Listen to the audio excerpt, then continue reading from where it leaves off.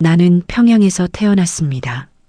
어머니가 입덧을 심하게 하셨다는 그해 겨울, 대동강이 꽁꽁 얼어붙은 날 태어났다고 들었습니다. 아버지는 공장 기술자였고 어머니는 타가소 교사였습니다. 가난하지도 부유하지도 않은 그저 그런 집안이었습니다. 어렸을 적 나는 꿈이 많지 않았습니다. 조국을 위해 헌신하는 인민이 되라는 말은 귓등으로 흘려들었고 그저 부모님께 짐이 되지 않는 것, 그것만이 내 바람이었습니다. 학교를 졸업하고 무역회사에 배치받았을 때도 마찬가지였습니다. 출근길은 늘 같았습니다. 회색빛 아파트 단지를 지나 대동강변을 따라 걷고 낡은 전차를 타고 회사까지 가는 길. 봄이 오면 버드나무 가지가 흔들리고 겨울이 오면 강바람이 뺨을 때렸습니다. 하지만 그 풍경은 이제 눈에 들어오지도 않았습니다. 회사에서 나는 성실했습니다. 서류를 정리하고 물품을 점검하고 보고서를 작성했습니다. 동료들은 가끔 수군거렸습니다.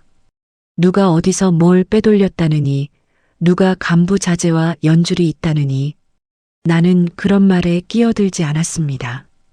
그냥 내 일만 하자. 눈에 띄지 말자. 그것이 내가 선택한 생존의 방식이었습니다.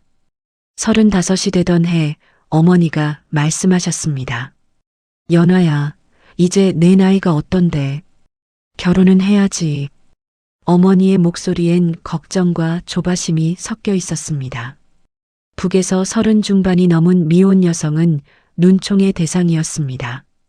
나 역시 알고 있었습니다. 하지만 결혼이란 것이 내게 무슨 의미가 있을까 싶었습니다. 남자를 만나면 뭐가 달라질까? 어차피 이 세상은 변하지 않는데. 그러던 어느 날 회사 선배가 중매를 들고 왔습니다. 괜찮은 사람이야. 성실하고 말수 적고 당성도 좋아. 선배는 사진 한 장을 내밀었습니다. 사진 속 남자는 무표정했지만 눈빛만은 차분해 보였습니다. 나는 별 기대 없이 고개를 끄덕였습니다. 그래, 만나나 보자. 첫 만남은 대동강 유원지였습니다. 그는 약속 시간보다 10분 먼저 와 있었습니다. 인사를 나누고 나란히 걸었습니다. 그는 많은 말을 하지 않았습니다. 나 역시 마찬가지였습니다. 어색한 침묵이 흐르는 동안 나는 문득 이 남자가 나쁘지 않다고 느꼈습니다. 말이 적다는 건 거짓말도 적다는 뜻이겠지. 두 번째 만남에서 그가 말했습니다. 나는 평범하게 살고 싶습니다. 그냥 조용하게요. 그 말에 나는 처음으로 미소를 지었습니다. 평범하게, 조용하게. 그것이야말로 내가 평생 바라온 것이었습니다. 석 달 뒤 우리는 결혼을 약속했습니다. 부모님은 기뻐하셨고 나는 안도했습니다. 이제 더 이상 주변의 눈총을 받지 않아도 되었습니다. 하지만 그보다 더 큰 이유가 있었습니다. 이제는 기댈 곳이 생기는 거겠지. 그날 밤 나는 오랜만에 편안한 잠을 잤습니다. 이야기가 마음에 드셨다면 구독, 좋아요 누르고 계속 시청해주세요. 꿈속에서 나는 작은 집에 살고 있었습니다. 남편이 퇴근하고 밥상을 차리고 그렇게 하루를 보내는 꿈. 거창하지 않았지만 그것만으로도 충분했습니다. 하지만 그때 나는 몰랐습니다. 그 평범한 꿈이 얼마나 사치스러운 것이었는지, 그리고 그 결혼이 나를 어디로 데려갈지. 결혼 준비는 생각보다 빨리 진행되었습니다. 그의 집에서 먼저 연락이 왔고, 날짜가 정해졌고, 혼수 목록이 전달되었습니다. 나는 그저 따라가기만 하면 되었습니다. 어머니는 연신 기뻐하셨고, 아버지는 묵묵히 고개를 끄덕이셨습니다. 잘됐다, 연아야. 내가 이제 편해지겠구나. 어머니의 그 말이 이상하게 가슴에 와닿았습니다. 편해진다는 게 뭘까? 나는 지금 불편했나? 하지만 곰곰이 생각해보니 그랬습니다. 나는 평생 불편했습니다. 회사에서, 집에서, 거리에서 누군가의 시선을 의식하고 말을 아끼고 조심스럽게 살아왔습니다. 결혼을 하면 그 무게가 조금은 덜어질까요? 그를 만날 때마다 나는 조금씩 마음을 열었습니다. 그는 여전히 말이 많지 않았지만 약속은 꼭 지켰습니다. 만나자고 하면 왔고 전화하겠다고 하면 했습니다. 거창한 선물은 없었지만 가끔 작은 사탕이나 수건 같은 것을 건넸습니다. 이거 필요하실 것 같아서요. 그렇게 담담하게 말하는 모습이 나쁘지 않았습니다. 어느 날 저녁, 우리는 대동강변을 걷고 있었습니다. 강물이 검붉게 물들고 저 멀리 주체 사상탑의 불빛이 보였습니다. 그가 먼저 입을 열었습니다. 저는 평생 이렇게 살고 싶습니다. 어떻게요? 조용하게요. 눈에 띄지 않게. 그냥 우리 둘이서요. 그 말에 나는 가슴이 뜨거워지는 걸 느꼈습니다. 그래, 이 사람도 나처럼 평범함을 원하는구나. 저도 그래요. 저도 그냥 조용히 살고 싶어요. 그가 처음으로 미소를 지었습니다. 어색하지만 따뜻한 미소였습니다. 그날 밤 나는 집에 돌아와 거울을 보며 생각했습니다. 이제는 기대해도 되는 걸까? 조금은. 결혼식 날짜가 정해지고 나는 처음으로 그의 집을 방문하게 되었습니다. 약혼 인사를 드리러 가는 날이었습니다. 그는 내 손을 잡으며 말했습니다. 긴장하지 마세요. 부모님이 좋은 분들이니까요. 나는 고개를 끄덕였지만 가슴은 두근거렸습니다. 시댁이라는 곳. 나는 거기서 어떤 사람이 되어야 할까? 그의 집은 평양 중심가에서 조금 떨어진 곳에 있었습니다. 아파트가 아닌 단독주택이었습니다. 북에서 단독주택은 흔하지 않았습니다. 문을 열자 넓은 마당이 보였고 현관에는 반들반들한 나무 신발장이 놓여 있었습니다. 생각보다 잘 사는 집이네. 안으로 들어서자 시어머니가 나왔습니다. 단정한 옷차림에 차분한 미소를 지으셨습니다. 어서 오세요. 연화동무죠? 많이 들었어요.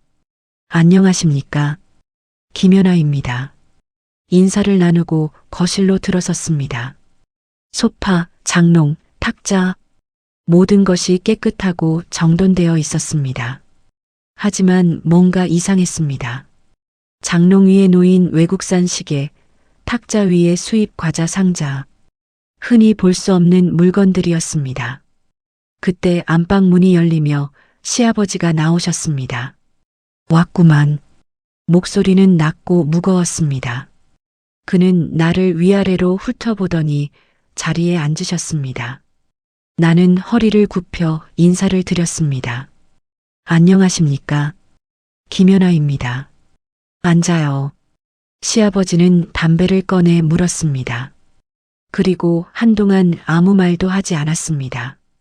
침묵이 길어지자 나는 점점 불안해졌습니다. 왜 아무 말도 안 하시지? 시어머니가 차를 따라주며 분위기를 풀려 했지만 시아버지는 여전히 무표정했습니다. 한참 뒤에야 그가 입을 열었습니다. 무역회사에서 일한다고 들었소? 네, 그렇습니다. 성실하다고 소문이 났더군. 감사합니다. 그는 담배 연기를 길게 내뿜었습니다. 우리 집안은 조용히 사는 집안이요. 밖에서 쓸데없는 말하지 말고 눈에 띄지 말고 그냥 가만히 있으면 돼요. 그 말에 나는 어색하게 고개를 끄덕였습니다. 조용히 살라는 건가? 그게 무슨 뜻이지? 하지만 그 순간 나는 알 수 없는 위화감을 느꼈습니다. 시아버지의 눈빛이 차가웠습니다. 마치 나를 며느리가 아닌 다른 무언가로 보는 것 같았습니다. 집을 나서며 그가 물었습니다. 괜찮으셨어요? 나는 억지로 미소를 지었습니다. 네, 괜찮았어요. 하지만 속으로는 달랐습니다. 이상해. 뭔가 이상해. 그날 밤 나는 잠을 이루지 못했습니다. 시댁의 그 깨끗한 집, 외제 물건들, 그리고 시아버지의 차가운 눈빛, 모든 것이 낯설고 불편했습니다. 하지만 나는 스스로를 달랬습니다. 그래도 괜찮아. 결혼하면 달라질 거야. 나만 잘하면 돼. 그렇게 나는 희망이라는 이름의 착각 속으로 한 걸음씩 걸어 들어갔습니다. 결혼식을 한 달 앞두고 나는 다시 시댁을 방문했습니다. 이번엔 혼수 물품을 확인하러 가는 날이었습니다. 시어머니가 전화로 말씀하셨습니다. 꼭 와야 한다고, 확인할 것이 있다고. 나는 긴장한 마음으로 다시 그 집 앞에 섰습니다. 문을 열고 들어서자 거실에는 혼수 물품들이 가지런히 놓여 있었습니다. 이불, 그릇, 옷까지 하나같이 고급스러웠습니다. 북에서 보기 힘든 중국산 비단 이불과 일본제 그릇들이 눈에 띄었습니다. 나는 당황했습니다. 이런 것들을 어디서 구했지? 시어머니가 차를 내오며 말씀하셨습니다. 우리 집안은 대대로 성실한 집안이에요. 아버님께서 특별히 신경 쓰셔서 준비하신 거예요. 감사합니다. 너무 좋은 것들이라. 우리 며느리가 될 사람인데 당연하죠. 시어머니의 미소는 따뜻했지만 그 말 속에 뭔가 무게가 실려 있었습니다. 며느리가 될 사람. 그게 무슨 의미지? 시아버지가 안방에서 나오셨습니다. 이번에도 담배를 물고 계셨습니다. 그는 나를 보더니 턱으로 소파를 가리켰습니다. 앉아요. 나는 조심스럽게 자리에 앉았습니다. 시아버지는 한참 동안 담배 연기만 내뿜다가 입을 열었습니다. 연화동무 무역회사에서 일한다고 했지? 네, 그렇습니다. 거기서 뭘 담당하나? 주로 서류 정리와 물품 점검을 합니다. 시아버지는 고개를 끄덕였습니다. 그리고 갑자기 물었습니다. 외화 관리는 해봤나? 나는 잠시 멈칫했습니다. 외화 관리? 왜 그걸 물어보시지? 아니요, 직접 해본 적은 없습니다. 그럼 배우면 되겠군. 시아버지는 그렇게 말하고는 다시 담배를 빨았습니다. 나는 무슨 말인지 이해할 수 없었습니다. 시어머니가 옆에서 거들었습니다. 연화동무, 우리 집안은 조금 특별해요. 아버님께서 당에서 중요한 일을 하시거든요. 아, 네. 그러니까 우리 며느리도 조금은 알아야 할 게 있어요. 이해하시겠죠? 시어머니의 목소리는 부드러웠지만 눈빛은 단호했습니다. 나는 무언가 잘못된 방향으로 가고 있다는 걸 직감했습니다. 이건 단순한 결혼이 아니야. 시아버지가 다시 말했습니다. 연화동무는 성실하다고 들었소. 그리고 입이 무겁다고도 들었어. 네. 그게 중요해. 이 집안에 들어오면 보는 것도 많고 듣는 것도 많을 거요. 하지만 밖에 나가서는 한마디도 하면 안 돼. 알겠소? 그 말에 나는 등골이 서늘해지는 걸 느꼈습니다. 알겠습니다. 시아버지는 만족스러운 듯 고개를 끄덕였습니다. 그리고 안방으로 들어가며 마지막으로 한마디를 던졌습니다. 우리 집안 사람이 되는 건 특별한 일이야. 잘 생각해봐요. 문이 닫히고 거실에는 나와 시어머니만 남았습니다. 시어머니는 여전히 미소를 지으며 말했습니다. 걱정하지 마세요. 아버님이 워낙 조심스러운 분이라 그래요. 그냥 조용히 살면 돼요. 나는 고개를 끄덕였지만 가슴속은 온통 불안으로 가득 찼습니다. 집으로 돌아오는 길 나는 계속 생각했습니다. 방에서 중요한 일, 외화 관리, 입이 무거워야 한다. 모든 것이 수상했습니다. 하지만 지금 결혼을 취소한다면 어떻게 될까요? 부모님은 실망하실 것이고 주변에서는 수군거릴 것입니다. 아니야, 괜찮을 거야. 그냥 조용히 살면 되는 거잖아. 나는 스스로를 다독였습니다. 하지만 마음 한구석에서는 작은 목소리가 속삭였습니다. 넌 지금 함정에 걸어 들어가고 있어. 그날 밤 나는 또다시 잠을 이루지 못했습니다. 시댁의 그 고급스러운 물건들, 시아버지의 차가운 눈빛, 그리고 특별한 일이라는 말. 모든 것이 머릿속을 맴돌았습니다. 하지만 나는 선택했습니다. 그래도 가야지. 이미 여기까지 왔는걸. 나는 알지 못했습니다. 그 선택이 나를 얼마나 깊은 어둠 속으로 밀어넣을지, 그리고 그 어둠에서 벗어나기 위해 내가 무엇을 잃게 될지. 결혼식은 조용히 치러졌습니다. 화려하지도 시끄럽지도 않았습니다. 친척 몇 명과 시아버지의 동료들만 참석했습니다. 나는 신부 옷을 입고 그저 미소만 지었습니다.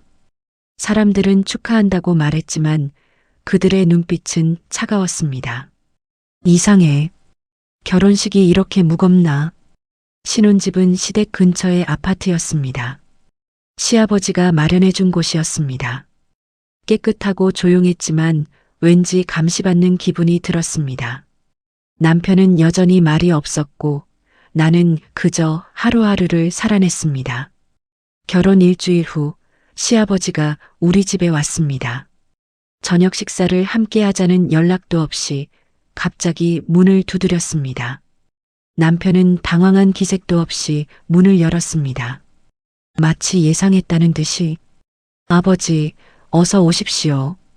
연화동무 있나? 시아버지는 거실로 들어와 소파에 앉았습니다.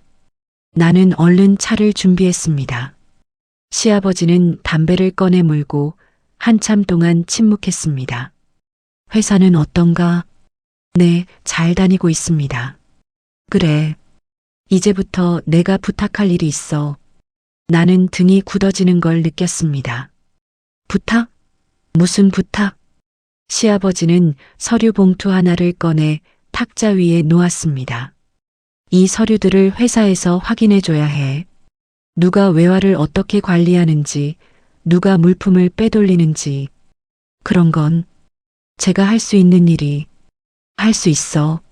넌 서류 담당이잖아. 그냥 보고만 하면 돼. 시아버지의 목소리는 낮고 단호했습니다.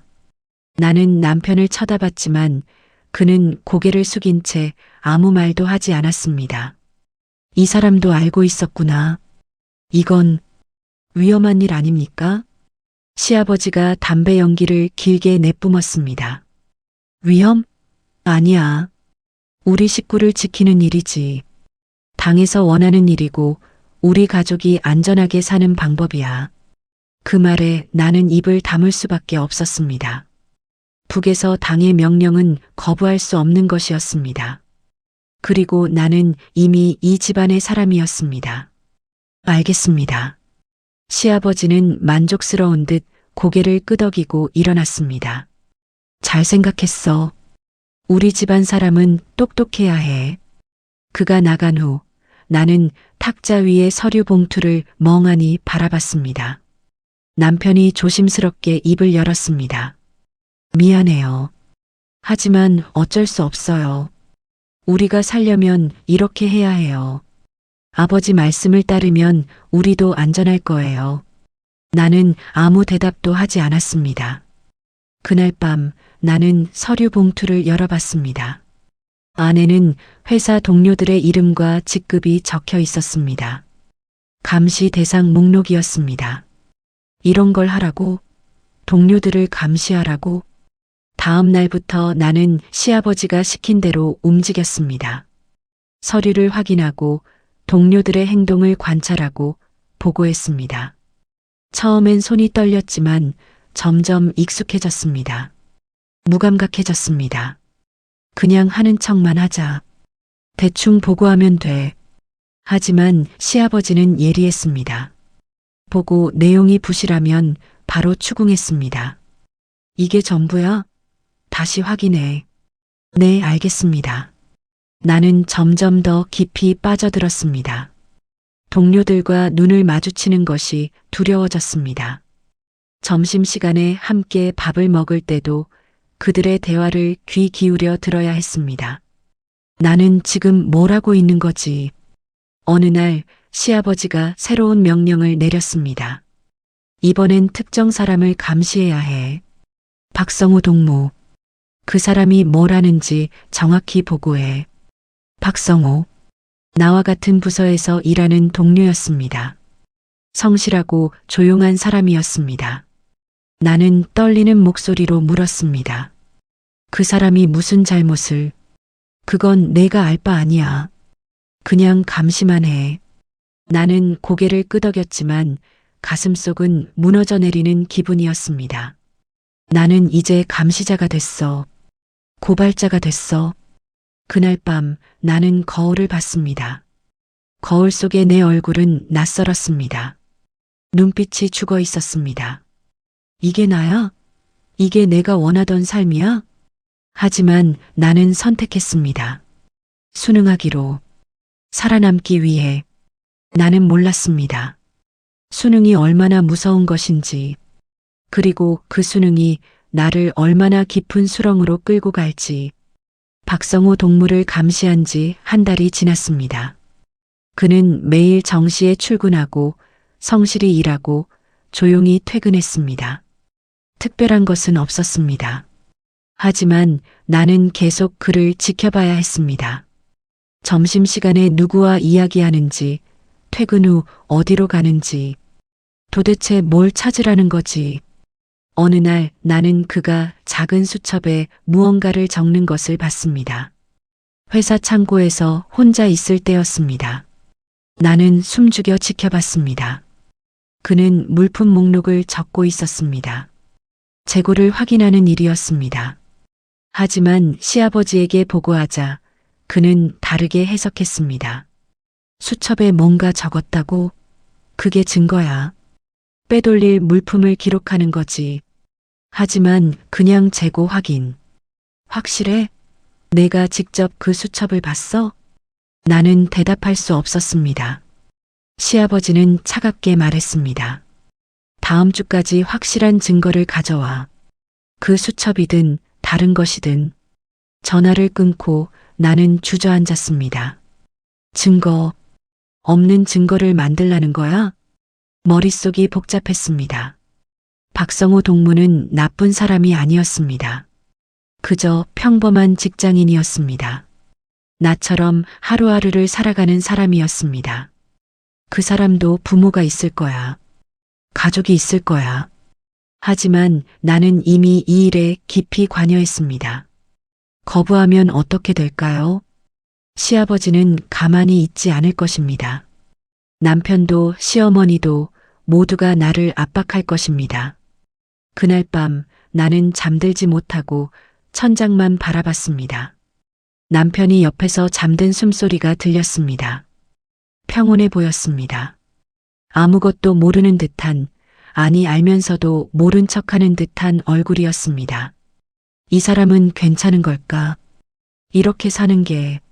새벽 4시 나는 조용히 일어나 부엌으로 갔습니다. 찬물을 한 컵 마시고 창밖을 내다봤습니다. 평양의 밤은 어두웠습니다. 불빛이 거의 없었습니다. 나는 지금 어디에 있는 거지? 그리고 그 순간 나는 깨달았습니다. 나는 살아있지만 살아있는 게 아니었습니다. 숨은 쉬지만 숨 쉬는 게 아니었습니다. 그저 시키는 대로 움직이는 인형이었습니다. 이대로 살아남는 게 과연 사는 거야? 다음 날 나는 박성우 동무에게 다가갔습니다. 점심시간 그가 혼자 창고에서 재고를 정리하고 있을 때였습니다. 나는 떨리는 목소리로 말했습니다. 박성우 동무. 그가 고개를 들었습니다. 네. 연하 동무 무슨 일이세요? 나는 잠시 망설였습니다. 하지만 말해야 했습니다. 조심하세요. 누군가 당신을 감시하고 있어요. 그의 얼굴이 굳었습니다. 무슨 말씀이세요? 자세히는 말 못해요. 그냥 조심하세요. 아무것도 기록하지 말고 아무에게도 말하지 마세요. 나는 그렇게 말하고 돌아섰습니다. 뒤에서 그가 뭐라고 부르는 소리가 들렸지만 나는 뒤돌아보지 않았습니다. 내가 지금 뭘 한 거지? 그날 저녁 시아버지에게 전화가 왔습니다. 어떻게 됐어? 아직 확실한 증거는 못 찾았습니다. 뭐, 일주일이나 줬는데? 죄송합니다. 조금만 더 시간을. 시간? 넌 지금 날 무시하는 거야? 시아버지의 목소리가 차갑게 식었습니다. 다음 주까지 증거를 가져오지 못하면 너도 같이 문제가 될 줄 알아. 전화가 끊겼습니다. 나는 바닥에 주저앉았습니다. 손이 떨렸습니다. 온몸이 떨렸습니다. 이제 끝이야. 나도 끝이야.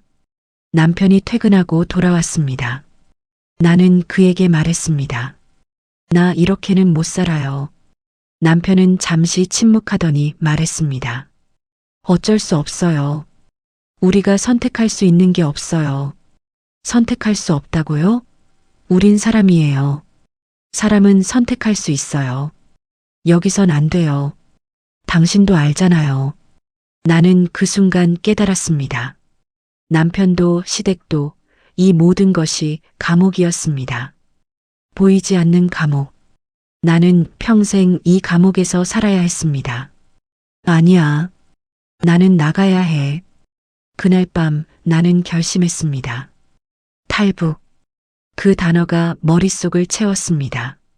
두렵고 위험했지만 이대로는 살 수 없었습니다.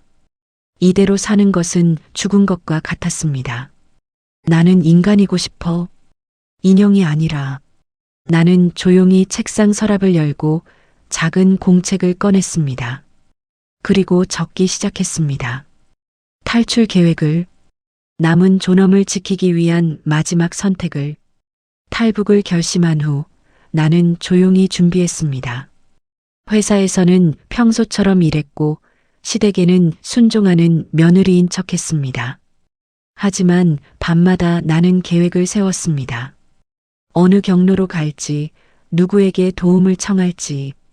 실수하면 끝이야. 단 한 번의 기회뿐이야. 2달이 흘렀습니다. 드디어 기회가 왔습니다. 회사에서 중국 출장 명령이 떨어졌습니다. 무역 물품을 점검하러 가는 일이었습니다. 시아버지의 영향력 덕분에 나는 출장 명단에 포함될 수 있었습니다. 아이러니했습니다. 날 가두려던 그 힘이 날 탈출시키는구나. 출장은 일주일 후였습니다. 나는 마지막 준비를 시작했습니다. 부모님을 만나러 갔습니다. 명절도 아닌데 갑자기 찾아온 딸을 보고 어머니는 의아해 하셨습니다. 연아야, 무슨 일 있니? 아니에요. 그냥 보고 싶어서요. 나는 어머니와 아버지의 얼굴을 오래 바라봤습니다. 주름진 손을 잡았습니다. 이제 다시는 볼 수 없을지도 모르는 얼굴이었습니다.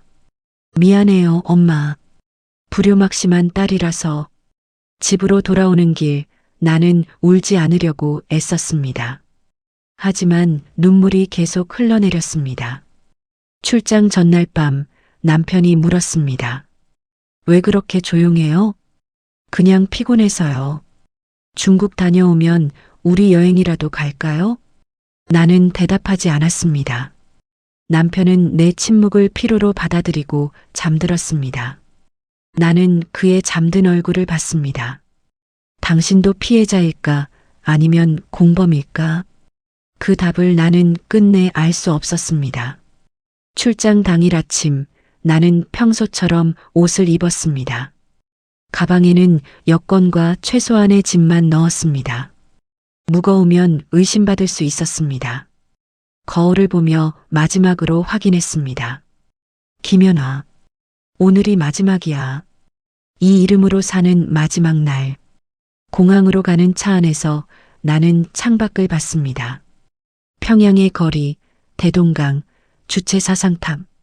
내가 평생 살았던 곳이었습니다. 아름답지도 추하지도 않았습니다. 그저 감옥이었습니다. 중국 심양에 도착했습니다. 일행들과 함께 호텔에 짐을 풀고 저녁 식사를 했습니다. 모두가 피곤해 보였습니다. 나는 평소보다 조용히 행동했습니다. 눈에 띄지 않기 위해 밤 11시 모두가 잠들었을 때 나는 움직였습니다. 가방을 들고 조용히 문을 열었습니다.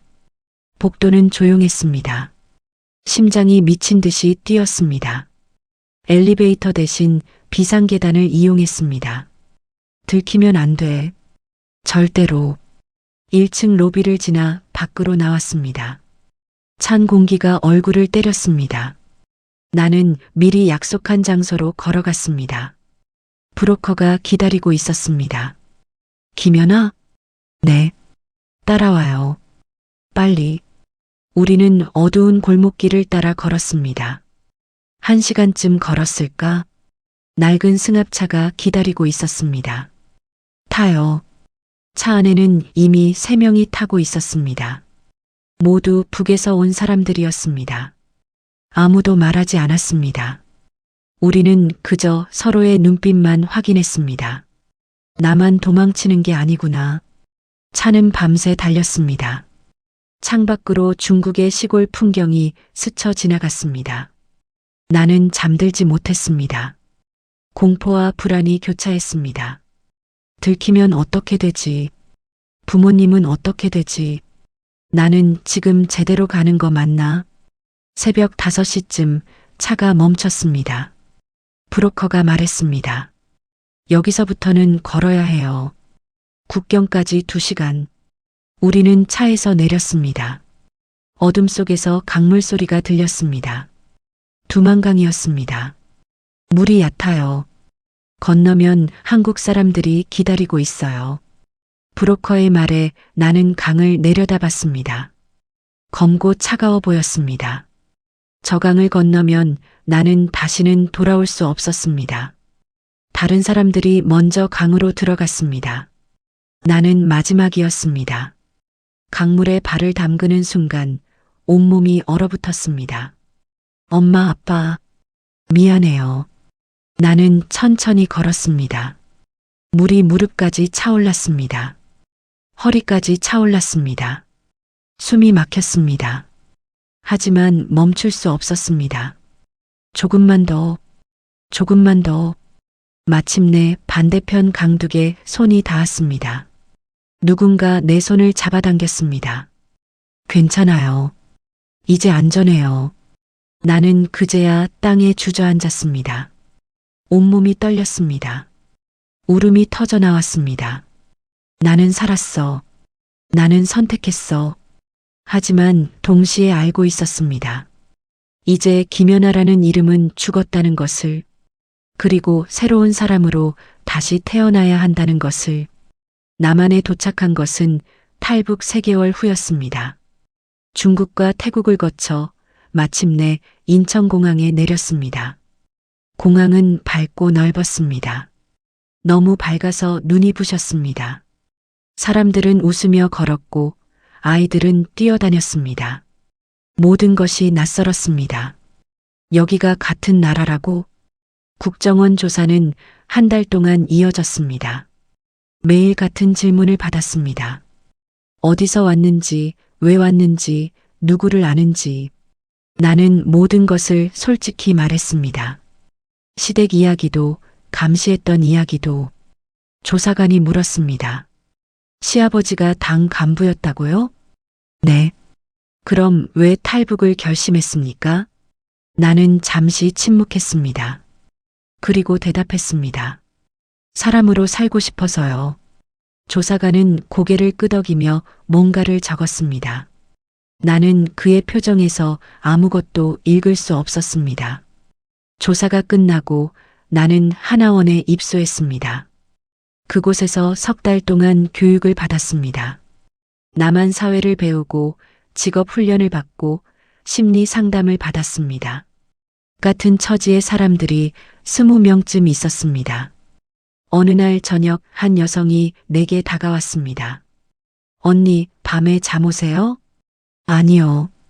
잘 안 와요. 저도요. 자꾸 꿈을 꿔요. 북에 있는 꿈. 그녀의 눈에 눈물이 고였습니다. 부모님이 어떻게 되셨을까요? 제 때문에. 나는 그녀의 손을 잡았습니다. 말은 하지 않았습니다. 뭐라 위로해야 할지 몰랐습니다. 나도 같은 생각을 하고 있었으니까. 엄마는 지금 어떻게 지내실까? 하나원을 수료하고 나는 서울의 작은 원룸에 정착했습니다. 정부 지원금으로 6개월치 월세를 냈습니다. 방은 좁았지만 내 공간이었습니다. 누구의 감시도 받지 않는 내 선택으로 얻은 공간이었습니다. 이제 뭘 해야 하지? 구직 활동을 시작했습니다. 하지만 쉽지 않았습니다. 면접을 볼 때마다 같은 질문을 받았습니다. 출신이 북한이시군요. 혹시 적응하는 데 문제는 없으세요? 괜찮습니다. 열심히 하겠습니다. 그런데 경력이 좀, 여기서는 인정되기 어려운데요. 면접은 대부분 불합격이었습니다. 한 달이 지나고 2달이 지나고 나는 점점 지쳐갔습니다. 북에서도 살기 힘들었는데 여기서도 살기 힘들구나. 어느 날 작은 식당에서 연락이 왔습니다. 주방 보조로 일할 수 있어요? 네, 할 수 있습니다. 그럼 내일부터 나오세요. 시급은 최저시급이고 하루 8시간 일하시면 돼요. 전화를 끊고 나는 한숨을 내쉬었습니다. 주방 보조라. 하지만 괜찮아. 시작이니까. 식당 일은 힘들었습니다. 설거지를 하고 재료를 다듬고 청소를 했습니다. 손은 거칠어졌고 허리는 아팠습니다. 하지만 월급날이 되면 내 통장에 돈이 들어왔습니다. 이건 내 돈이야. 내가 번 거야. 그 사실이 나를 지탱하게 했습니다. 6개월이 지났습니다. 나는 이제 남한 생활에 조금씩 익숙해졌습니다. 지하철을 타고 마트에서 장을 보고 스마트폰을 사용했습니다. 하지만 여전히 외로웠습니다. 친구가 없었고 가족도 없었습니다. 어느 주말 나는 혼자 한강을 걸었습니다. 강변에는 사람들이 가득했습니다. 자전거를 타는 사람, 돗자리를 깔고 앉은 가족들, 연인들, 모두가 행복해 보였습니다. 나도 저렇게 살 수 있을까? 그때 한 할머니가 내 옆에 앉으셨습니다. 아가씨, 혼자 왔어요? 네. 나도 혼자야. 같이 좀 앉아도 될까? 할머니는 김밥을 꺼내 하나를 내밀었습니다. 먹어요. 혼자 먹기엔 많아서. 나는 망설이다가 김밥을 받았습니다. 감사합니다. 할머니는 강을 바라보며 말했습니다. 젊은 친구가 왜 혼자 이렇게 쓸쓸해 보여? 무슨 일 있어? 나는 대답하지 못했습니다. 뭐라 설명해야 할까요? 내가 북에서 왔다고, 모든 걸 버리고 왔다고, 지금 너무 외롭다고. 할머니가 내 손을 톡톡 두드렸습니다. 말 안 해도 돼. 그냥 알아. 사람 사는 거 다 비슷해. 힘들고 외롭고 그래도 살아가는 거지. 그 순간 나는 눈물이 났습니다.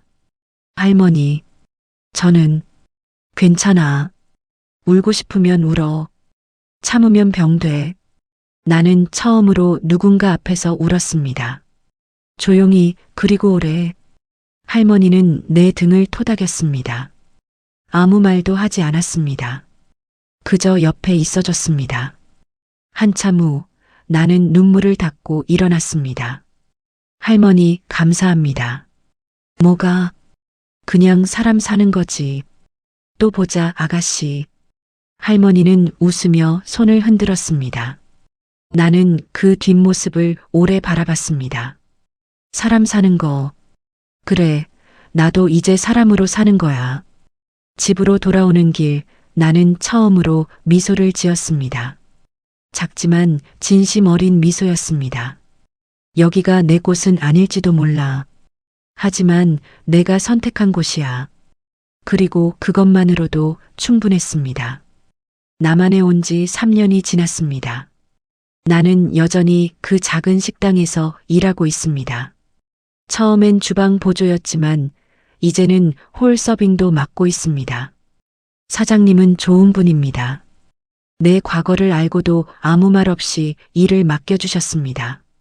여기가 내 자리구나. 오늘도 아침 6시에 일어나 식당으로 갑니다. 출근길 풍경은 익숙합니다. 골목길의 고양이, 문 여는 편의점, 버스를 기다리는 사람들. 평범한 아침입니다. 하지만 나는 이 평범함이 얼마나 소중한지 압니다. 식당 문을 열고 들어서면 하루가 시작됩니다. 테이블을 닦고 물을 준비하고 반찬을 세팅합니다. 손님들이 하나둘 들어옵니다. 단골 손님들은 이제 나를 알아봅니다. 언니, 오늘도 왔어요. 어서 오세요.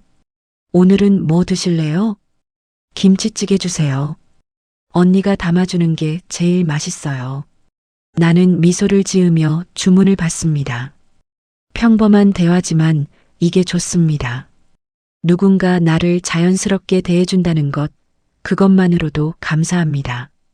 점심시간이 지나고 잠깐의 휴식 시간이 옵니다. 나는 식당 뒤편 작은 의자에 앉아 하늘을 봅니다. 서울의 하늘은 늘 바쁩니다.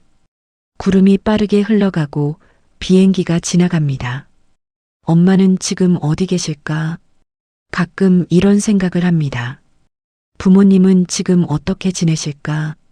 내 탈북 이후 어떤 일을 겪으셨을까? 그 생각을 하면 가슴이 먹먹해집니다. 하지만 나는 후회하지 않습니다. 북에 있었다면 나는 지금쯤 어떻게 살고 있었을까요?